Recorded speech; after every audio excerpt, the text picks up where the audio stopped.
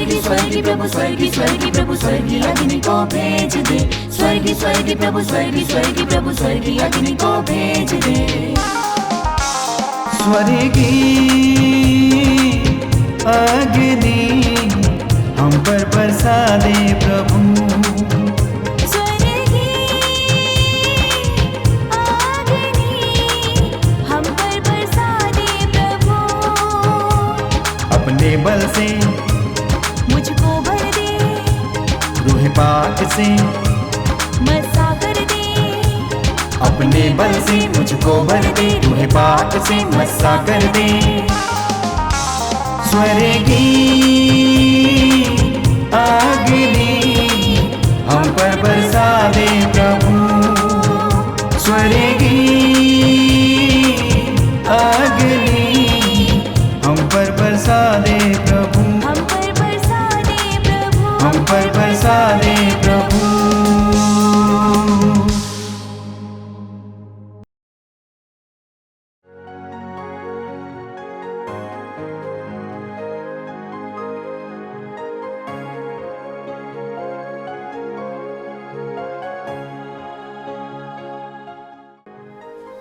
Praise the lord, hallelujah. प्यारे भाई और बहनों, एक बार फिर स्वर्गीय अग्नि इस प्रोग्राम के ज़रिए हम प्रार्थना में एक साथ आए हुए हैं। हम परमेश्वर को धन्यवाद दें, प्रभु को धन्यवाद दें आज के दिन के लिए। इस कार्यक्रम के माध्यम से आपसे जुड़े रहने के लिए परमेश्वर ने मुझे कृपा दी, इसके लिए मैं ईश्वर को धन्यवाद देता हूँ। आज का दिन आपके लिए आशीष का दिन हो। ये प्रार्थना का समय आपके जीवन में समूल परिवर्तन लाए,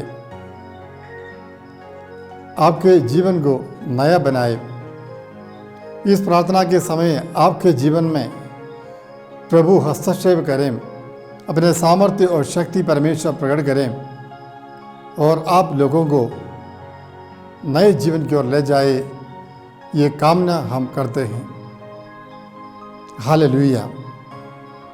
आइए हम प्रार्थना के द्वारा ही इस एपिसोड की शुरुआत करते हैं।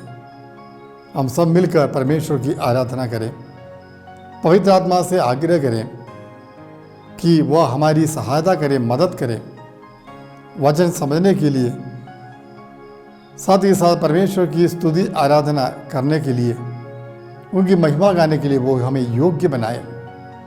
आइए हम प्रार्थना करते हैं। पवित्र आत्मा, पवित्र आत्मा मुझे ले जाओ यीशु के चरणों में। पवित्र आत्मा, पवित्र आत्मा, पवित्र आत्मा मुझे ले जाओ यीशु के चरणों में। पवित्र आत्मा सिर्फ तेरे लिए यीशु, तेरे लिए, सिर्फ तेरे लिए यीशु, तेरे लिए, सिर्फ तेरे लिए यीशु, तेरे लिए मैं हाथ उठाता हूँ। पवित्र आत्मा परमेश्वर, हम आपकी सहायता मांगते प्रभु, आपकी मदद मांगते प्रभु। प्रभु की ओर, प्रभु के वचन की ओर हमें ले जाइए प्रभु। हे पवित्र आत्मा, पेंतकोस्त के दिन आप प्रेरितों पर उतर आए। आज इस वक्त हमें एक नया पेंतकोस्त दे, हमारे जीवन में उतर आइए प्रभु। हमें सशक्त बनाइए प्रभु, हमें सामर्थ्यशाली बनाइए प्रभु। हमें बल प्रदान कीजिए, हमें पूर्ण रूप से स्वस्थता प्रदान कीजिए शरीर में, मन में और आत्मा में, ताकि हम पूर्ण हृदय से प्रभु यीशु की आराधना कर पाए, ईश्वर की आराधना कर पाए, प्रभु के पवित्र वचन को ग्रहण कर पाए। प्रार्थना के इस समय आप हमें साथ दीजिए, हमारी सहायता कीजिए, हर प्रकार के मुसीबतों से हमें बचाइए, हमारा ध्यान भटकने ना दे प्रभु। आप हमारे लिए संरक्षक बनकर हमें साथ दीजिए। आमीन। हालेलुया। प्यारे भाई और बहनों, आज का हमारा विषय यह है जुबान की पवित्रता। अपनी जुबान की पवित्रता शरीर का एक छोटा सा अंग, इस अंग की पवित्रता पर हमें ध्यान देना चाहिए। अक्सर हम इस अंग से पाप करते रहते हैं, लेकिन इसका सीरियसनेस कितना है, गंभीरता कितनी है, हम नहीं जानते हैं। अपने शब्दों से पाप करने के द्वारा, मुंह से पाप करने से हम अनेक प्रकार की कृपाओं से वंचित रह जाते हैं। तो इसलिए हमें ध्यान देना चाहिए, मेरे मुंह से जो शब्द बाहर निकलता है वह पाप का कारण बनता है क्या, इस पर हमें ध्यान देना जरूरी है। मेरे मुंह से जो शब्द निकलते हैं उसके कारण मुझे अपने प्रभु की कृपाओं से वंचित नहीं होना चाहिए। उसके कारण मेरे जीवन में रुकावटें, समस्याएं उत्पन्न नहीं होना चाहिए। इसलिए जुबान की पवित्रता पर मनन करना उचित मैं समझा। हम बाइबल के आधार पर देखते हैं किस प्रकार जुबान से, अपनी जीभ से हम पाप करते हैं। सबसे प्रथम प्रवक्ता ग्रंथ में हम देखते हैं, प्रवक्ता ग्रंथ में बहुत अधिकतर पाप हमें देखने को मिलते हैं। प्रवक्ता ग्रंथ अध्याय 22 पद संख्या 33 में वचन इस प्रकार है, कौन मेरे मुंह पर पहरा बैठाएगा और मेरे होठों पर सावधानी की मुहर लगाएगा, जिससे मैं उनके द्वारा पाप ना करूं और मेरी जिह्वा मेरा विनाश नहीं करे। मेरी जिह्वा मेरी विनाश न करे, मेरी जुबान मेरा विनाश न करे। मेरी जीभ के कारण, जीभ से निकलने वाले, मुंह से निकलने वाले शब्द के कारण मेरा विनाश ना हो। इसलिए हमें सतर्क रहना चाहिए, सावधान रहना चाहिए। तो इसलिए वचन में कहा, कौन मेरे मुंह पर पहरा बैठाएगा और मेरे होठों पर सावधानी की मुहर लगाएगा, सील लगा देगा, जिस मैं उनके द्वारा पाप ना करूं। तो जीव के द्वारा, जुबान के द्वारा हम जो पाप करते हैं, वो पाप न सिर्फ अपने जुबान को बल्कि अपने पूरे शरीर को अपवित्र कर देते हैं, पूरे शरीर को मलिन कर देता है, मलिन बना देता है, हमें अंधकार में ढकेलता है। तो इस प्रकार का पाप से हमें दूर रहना चाहिए। प्रवक्ता ग्रंथ अध्याय 28 में 21वां वचन, वहाँ पर बताया गया है कि कोड़े की मार से 60 उभड़ जाती, किंतु जिह्वा की मार हड्डियाँ तोड़ती है। जिह्वा की मार, जुबान की मार हड्डियाँ तोड़ती है। मतलब मुंह से जो शब्द निकलते हैं वो शब्द हमारी हड्डियाँ तोड़ती है, वो कहता है। इतना सामर्थ्य, शक्ति अपने शब्दों में है, मुंह से निकलने वाले शब्दों में है। हम नहीं जानते हम क्या बोल बैठते हैं। अक्सर गुस्से में आकर या फिर अन्य भावनाओं पर चलते हुए हम कुछ भी बोल बैठते हैं। हम ध्यान नहीं देते हैं मेरे मुंह से जो शब्द निकलता है वो शब्द दूसरे व्यक्ति के मन को चोट पहुंचाता कि नहीं। अक्सर हम इस पर ध्यान नहीं देते हैं। मेरे फीलिंग के अनुसार, मेरे मन में जो भावनाएं हैं उसके अनुसार मैं अपने मुंह से शब्द बोलता रहता हूँ। उसका एक प्रभाव सुनने वाले लोगों पर पड़ता है, उस पर हमें ध्यान देना चाहिए। सूक्ति ग्रंथ में अध्याय 13 में 3रा वचन इस प्रकार है, जो अपनी जिह्वा पर नियंत्रण रखता वह सुरक्षित है। जो अपनी जिह्वा पर, अपनी जुबान पर नियंत्रण, कंट्रोल रखता वो सुरक्षित है, ही सेफ। और किंतु जो व्यर्थ की बातें करता वह नष्ट हो जाता है। जो व्यर्थ की बातें करने वाला व्यक्ति नष्ट हो जाता है। जो नियंत्रण करता है वह उसे सुरक्षित, अपना जीवन को सुरक्षित रखता है। तो हमें नियंत्रण रखना चाहिए, अपनी जीभ पर, जुबान पर हमें नियंत्रण रखना बहुत ज़रूरी है। हम नए विधान में पत्रों में आते हैं। याकूब के पत्र में इसके विषय में पूरा एक चैप्टर दिया गया है। संत याकूब का पत्र में हम देखते हैं जीभ पर नियंत्रण रखने की आवश्यकता के बारे में वहाँ पर पूरा चैप्टर इसके बारे में बताता है। अध्याय 3 में हम देखते हैं याकूब के पत्र अध्याय 3, वहाँ पर इस जीभ पर नियंत्रण रखने की आवश्यकता के बारे में बता 2-3 बातें वहाँ पर बताई गई है कि जीभ एक जहाज जैसे है।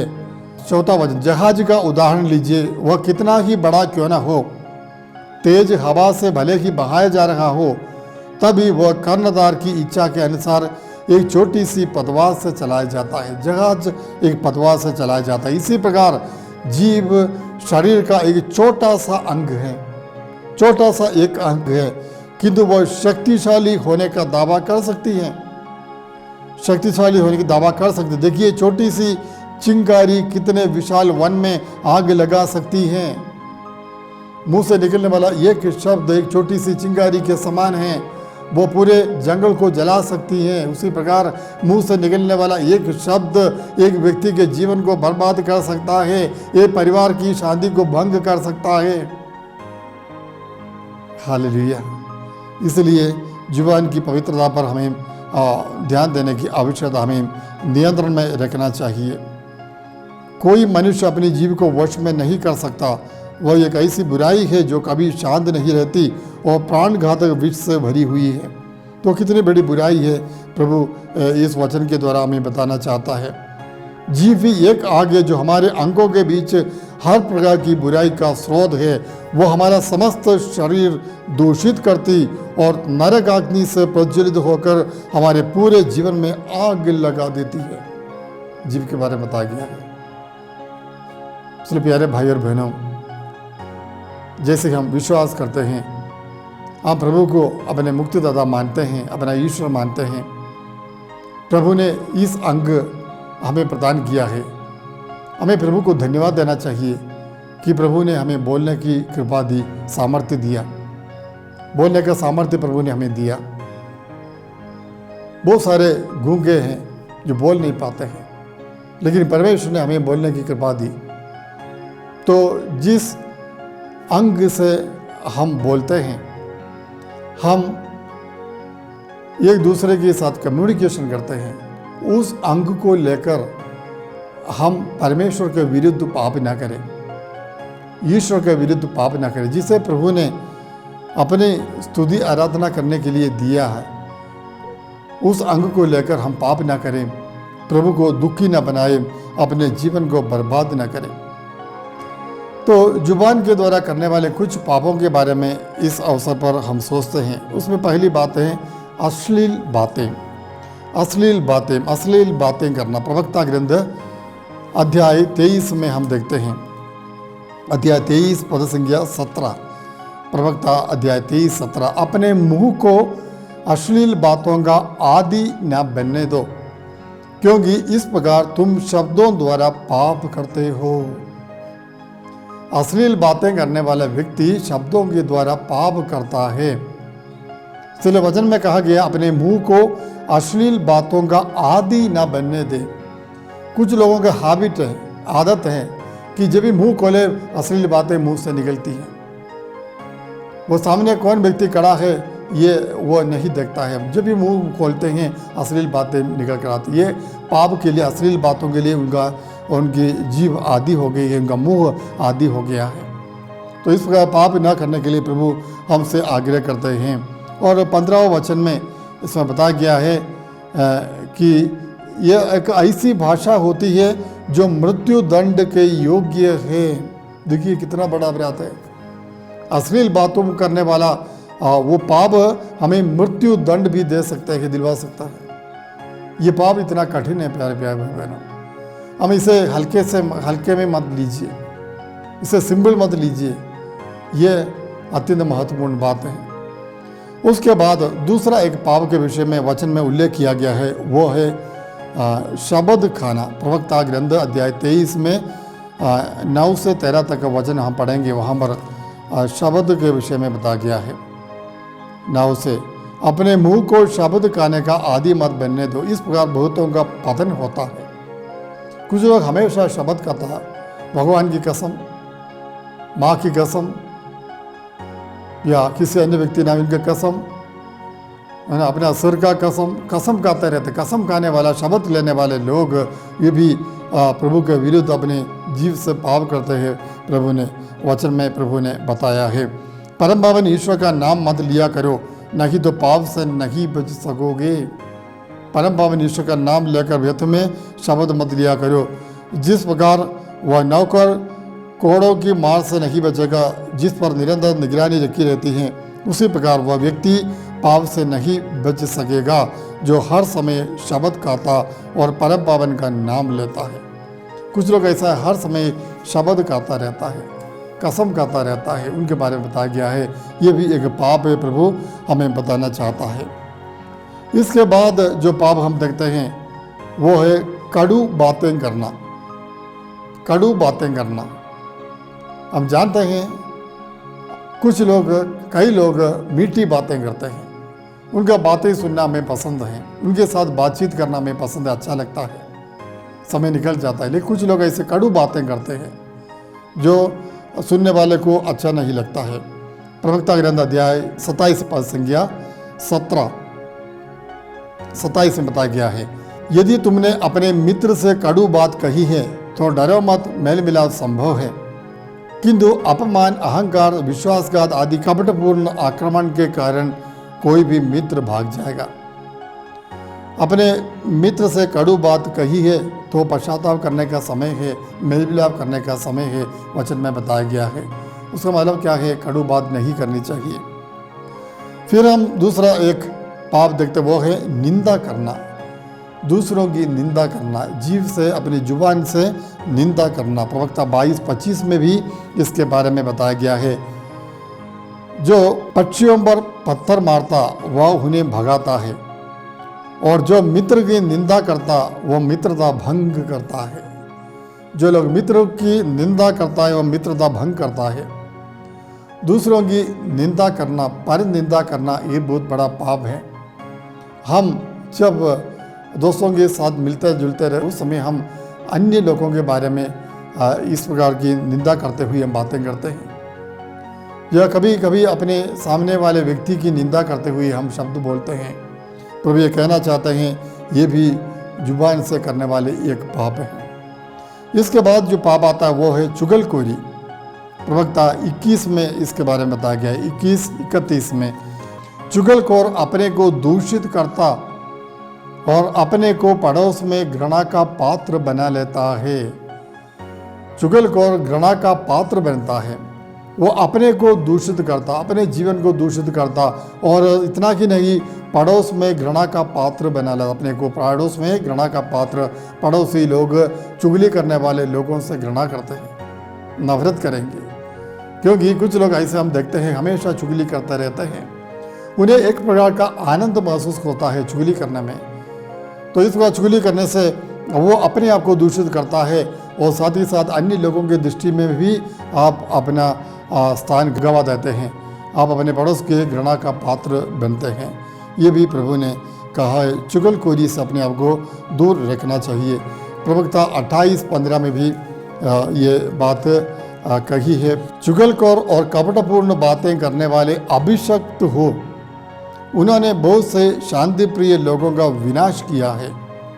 चुगलखोर ने बहुतों की शांति भंग की और उन्हें एक राष्ट्र से दूसरे राष्ट्र में भगाया। उसने किलाबंद नगरों का विनाश किया और बड़े लोगों के घर गिरा दिए। तो चुगलखोर के विषय में बहुत सारी बातें बताई गई है। चुगलखोरी ये बहुत बड़ा अपराध है प्यारे भाई और बहनों, हमें इससे अपने आप को दूर रखना चाहिए। उसके बाद आता है बदनाम करना, दूसरों को बदनाम करना, उनके समाज में उनकी प्रतिष्ठा को कलंक पहुंचाना, बदनाम करना, झूठी झूठी बातें समाज में फैलाना, एक व्यक्ति के बारे में, विषय में झूठी बातें फैलाना। इसके लिए हमें देखना चाहिए प्रवक्ता ग्रंथ अध्याय 5 पद संज्ञा 16। प्रवक्ता 5:16 में वचन कहता है, चुगलखोर मत बनो और किसी की बदनामी मत करो, किसी की बदनामी मत करो, किसी की बदनामी मत करो। बदनाम मत करने के लिए वचन में बताया गया है। किसी का नाम खराब करने के लिए हमें कोई अधिकार नहीं है, क्योंकि सबके स्वामी वही प्रभु है। हम सब उसी ईश्वर के एक ही पिता की संतान हैं, तो जब हम एक दूसरे का नाम खराब कर देंगे, एक दूसरे का बदनाम करेंगे, तो हम अपने पिता के विरुद्ध पाप करते हैं। हम पिता ईश्वर के विरुद्ध पाप करते हैं, इसलिए बदनाम ना करें। हमें कोई अधिकार नहीं किसी पर न्याय करने के लिए। उस व्यक्ति को अच्छा है कि बुरा है कहने के लिए हमें कोई अधिकार नहीं है, इसके लिए हमें अधिकार नहीं दिया है। तो इसलिए बदनाम करना एक बड़ा अपराध हमें समझना चाहिए। प्रवक्ता 5:17 में बताया गया है, इसी प्रकार के पाप है, दो मुहे को कठोर दंड मिलेगा बताया है। दो मुहे क्यों? दो मुहे कौन है? जिनका दो मुँह रहता है, जिनका ना दो मुँह रहते हैं। तो दो मुँह का मतलब क्या? आपके सामने वो अच्छी बातें करेंगे, लेकिन बाहर निकलकर आपके विरुद्ध ठीक विपरीत में बोलेंगे। ये दो मुँह वाले। तो इस प्रकार के लोग भी हमारे आसपास हमें देखने को मिलते हैं। आपके सामने आपकी प्रशंसा करेंगे, आपको शाबाशी देंगे, अच्छी बातें करेंगे, उसके बाद बाहर निकलने के बाद ठीक विपरीत आपके विरुद्ध वे बोलने लगेंगे। तो इनके दो मुँह हैं।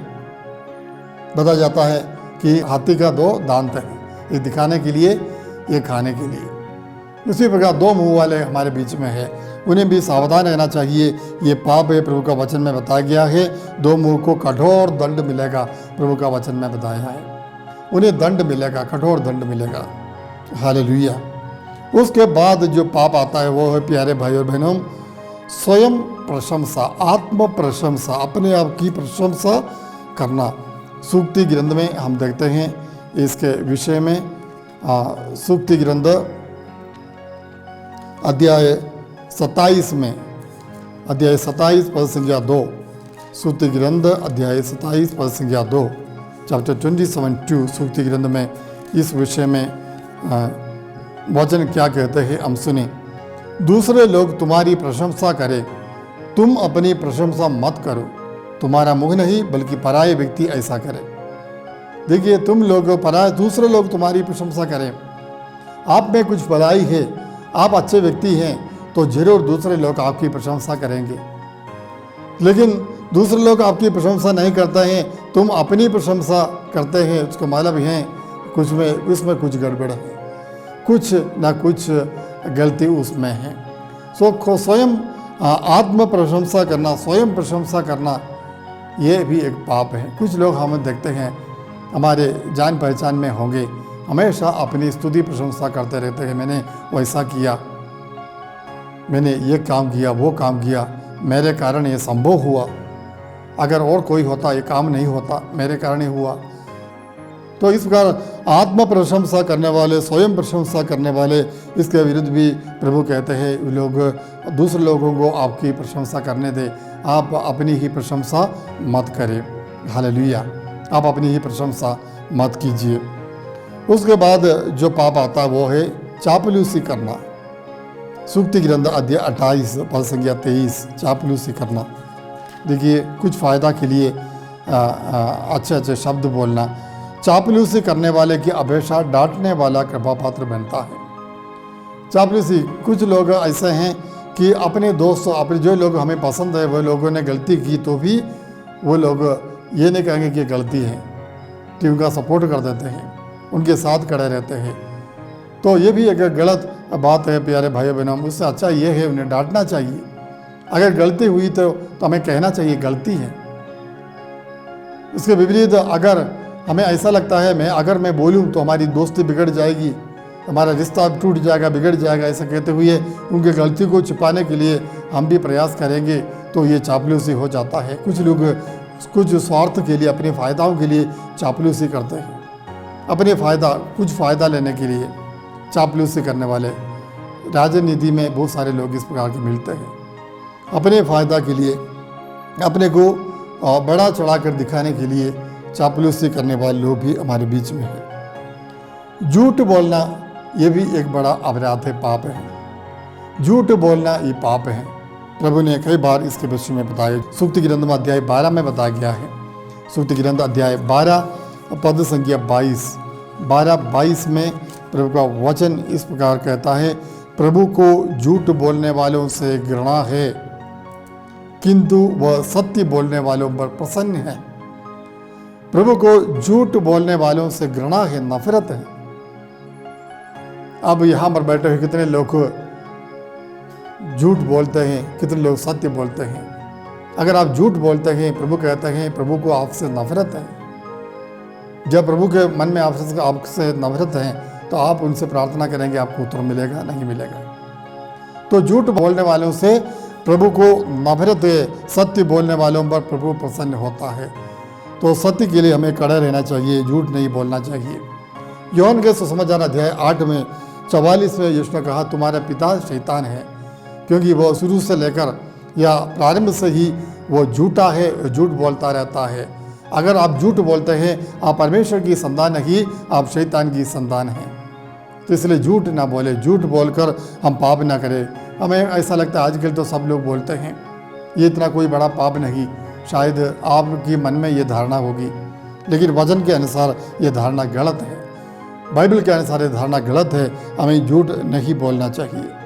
प्यारे भाइयों बहनों, जिस जुबान से हम यीशु के पवित्र शरीर और रक्त को ग्रहण करते हैं, उस जुबान से हम पाप करेंगे तो प्रभु का अनादर करने वाले हम बन जाते हैं। जिस जीभ से, जुबान से हम प्रभु की स्तुति आराधना करते हैं, प्रभु का पवित्र नाम लेते हैं, उस पवित्र नाम लेने वाले जीभ को हमने अपवित्र किया, अशुद्ध किया, तो हमें दंड भोगना पड़ेगा, हमें दंड भोगना पड़ेगा। हालेलुया। हमें ध्यान में रखना चाहिए, इस जुबान से मैं प्रभु के शरीर रक्त को ग्रहण करता हूँ। प्रभु यीशु पूर्ण ईश्वर होकर मेरे जीवन में इस जुबान के द्वारा आता है। उस जुबान की पवित्रता को हमें बनाई रखनी चाहिए। उस पवित्रता को कभी भंग ना करें, उसे शुद्ध रखें, पवित्र रखें। शरीर का ये छोटा सा अंग है, लेकिन शरीर का एक प्रमुख, एक मुख्य अंग है। इसका एक मुख्य दायित्व रहता है। हालेलुया। तो एक व्यक्ति की पहचान उसके शब्दों से होती है। बताया गया है, एक व्यक्ति की पहचान उसके शब्दों से होती है। तो जो मुंह से अपने निकलने वाले शब्दों पर हमें ध्यान देना चाहिए, मुंह पर ताला लगाना चाहिए, अपने वश में रखना चाहिए। आइए हम प्रार्थना करते हैं। पिता परमेश्वर, आपको धन्यवाद देते प्रभु, आज के वचन के प्रति हम आपकी महिमा गाते हैं प्रभु। हाँ प्रभु, हमने कई बार पाप किए हैं, अपने जीव के द्वारा, जुबान के द्वारा हमने कई बार पाप किए प्रभु। उन सभी पापों के प्रति इस वक्त हम पश्चाताप करते हैं प्रभु। हाँ प्रभु, अपने स्वर्गीय अग्नि भेज प्रभु। स्वर्गीय अग्नि को भेजते हुए जिस तरह आपने नबी इस्राएल के होठों को पवित्र किया, उसी प्रकार हमारे होठों को पवित्र कीजिए प्रभु। हमारी जुबान को भी पवित्र कीजिए प्रभु, ताकि हम अच्छे अच्छे शब्द बोले, कभी भी अपनी जुबान से पाप ना करें, अपने जीवन की पवित्रता को नष्ट ना करें, पूरे शरीर को मलिन ना करें प्रभु। अब प्रभु हम पश्चाताप करते हैं, हम आपसे दया मांगते हैं प्रभु। पवित्र आत्मा का आशीर्वाद हमें प्रदान कीजिए, हम पवित्रता में जीवन बिता पाए, हर प्रकार की बुराई से अपने आप को दूर रख पाए और आपकी प्रिय संतान के रूप में जीवन बिता पाए। आमीन। सर्वशक्तिमान ईश्वर पिता और पुत्र और पवित्र आत्मा आपको आशीर्वाद प्रदान करे। आमीन।